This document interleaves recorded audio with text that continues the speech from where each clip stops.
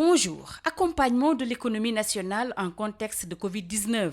Le plan Macky, c'est le titre qui barre la une de Sud Quotidien. Le quotidien du groupe Sud Communication indique que 64 milliards sont dégagés pour la mise en place d'un plan de contingence. Un fonds de riposte force Covid-19 est en marche et qu'un comité de croissance et de veille économique Covid-19 est en gestation. C'est le ministre de l'économie, du plan et de la coopération Amadou Hott qui l'a fait savoir hier lors d'une conférence de presse. Toujours dans les colonnes de notre confrère de Bourguiba, le ministre souligne que ce plan est financé essentiellement par le budget de l'État et par la contribution des partenaires au développement qui se sont déjà manifestés. Il ajoute que les populations soient rassurées que d'autres décisions seront prises par le chef de l'État en fonction de l'évolution de la situation. Des mesures fortes s'imposent pour le Sénégal selon le directeur des études du Centre de recherche et de formation pour le développement économique et social, Dr Thierno Thioune. Alors que pour l'économiste Demba Moussa Dembélé, la mobilisation des 64 milliards risque d'être plus difficile pour le Sénégal. Mais même s'il arrivait à mobiliser ce montant, suffira-t-il, confie-t-il à Sud Quotidien. Le Soleil titre sur lutte nationale contre le coronavirus un plan de contingence de 64 milliards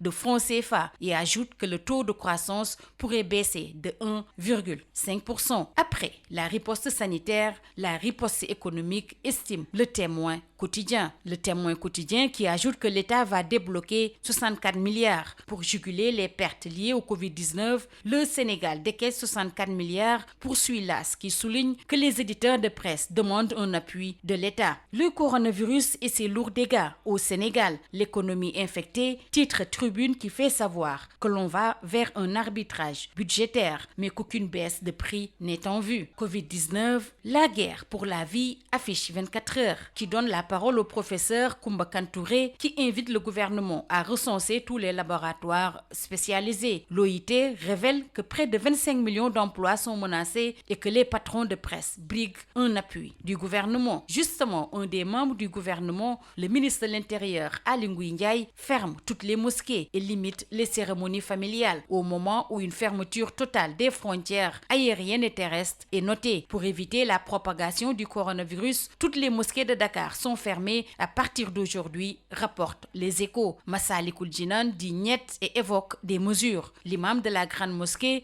refuse puis revient sur ses propos, alors que le gouverneur de Dakar menace les contrevenants. Au moment où le service des maladies infectieuses de Fann tient tête au Covid-19, 5 guérisons pour 0 décès, écrit Libération. Le bébé de 2 ans contaminé par son père est sorti d'hôpital hier et 25 Sénégalais d'Espagne en provenance de la Mauritanie sont en quarantaine. Direct News relève l'inconscience et l'irresponsabilité d'une frange des populations face au coronavirus au Sénégal. L'indiscipline des Sénégalais favorise la propagation de cette maladie. Restez chez vous, le diable est dehors, lance Dakar Times, qui estime qu'il faut fermer tous les marchés, les ateliers des mécaniciens et renvoyer les talibés et les étrangers errants dans les rues. Le confrère est d'avis que la police doit effectuer des patrouilles pour exiger le respect des mesures prises. En sport, Stade le quotidien du sport titre sur suspension de la Premier League, Ismaïla Sarr, l'envol brisé par le coronavirus. Après des débuts difficiles à Watford,